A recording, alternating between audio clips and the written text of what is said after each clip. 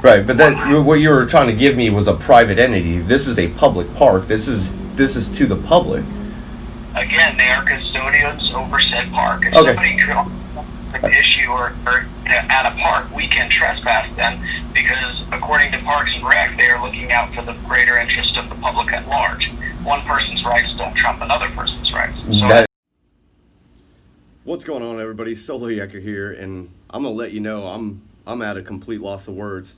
If you don't know about the mass audit that we got planned on Thursday to try to hold them accountable for this type of stuff, you need to email me at thearmedfisherman@gmail.com.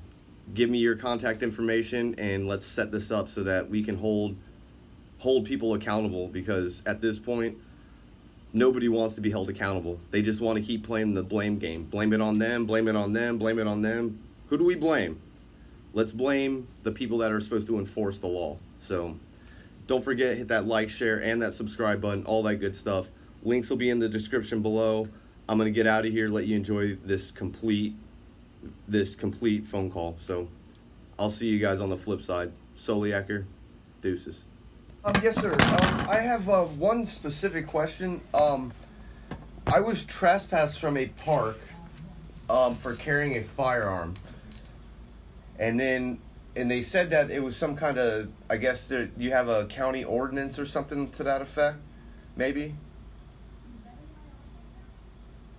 I believe you're going to have to take that up with Brevard County Parks and Rec. I'm familiar with the incident of you being out here and being trespassed previous. I believe it happened on day shift.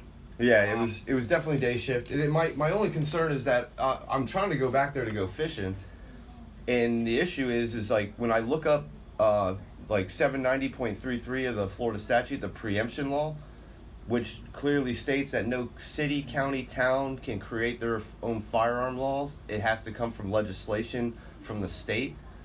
And so, like, if I understand what I'm looking at correctly, what they did is null and void. So what that trespass is no longer. Mr. Diaz, you were not arrested for any firearms violations at all. You were I was trespassed for the firearms. No, well, whatever reason, you can be trespassed for any reason whatsoever, and you're going to have to take that up with Brevard County Parks and Rec. I believe they actually reached out to the custodian manager over Brevard County Parks and Rec at the time, and they wanted you trespassed from the park. And since they're the custodian of said property, then they can. If you had an issue with it, you'd have to bring it up with the person from Brevard County Parks and Rec and/or their supervision. Right. Do you happen to? Yeah, I mean, I know it's not you. You weren't there that day, but do you know who the supervisor or who would be in control of that?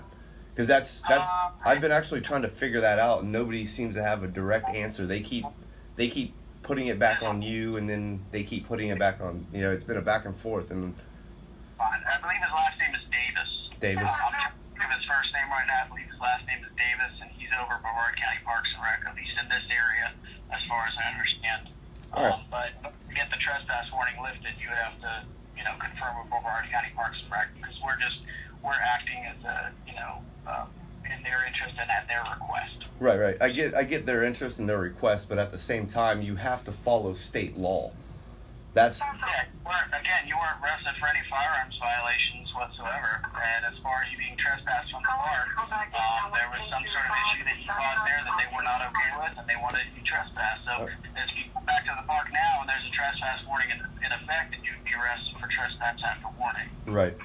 What if I know another gentleman, his name's Mike, and he went there, and he's got a video where the police chief actually came out and specifically said the reason he was being trespassed is because of the firearms.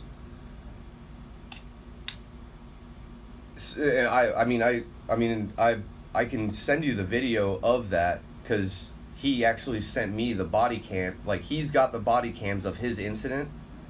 Yep. And he said, Mr. Diaz, I'm well aware of all of that, and I understand that you want to have a long legal discussion about this. But the reality is, if somebody, I'll give you an example, somebody goes into a store and they mean mug the clerk, and they're in custodial control of said store, and they want to be leaving, there's no law violation for mean mugging somebody, but they can still be trespassed because that person is the custodian over that property. It comes down to property. So that's private. We'll have to deal with Brevard County Parks and Rec, and if they tell us to lift that trespass warning, then we most certainly will. Right, but then what you were trying to give me was a private entity. This is a public park. This is to the public.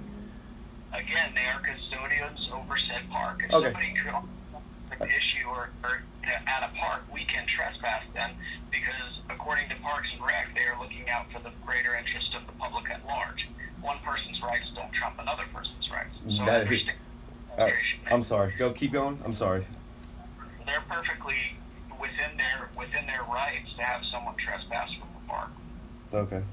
All right. So Parks and Recreation's who I really need to talk to because they're the ones that. If they tell us to lift that trespass warning, we most certainly will. All right. Perfect. All right. You said Miss something Davis, correct? Yeah, I can't think of his first name. Yeah, that's fine. I'm sure he's probably one of maybe one or two in the office. So I'm sure I'll be able to find him. Okay. All right. You have a better night. You too, bud. Thanks. Bye. Bye.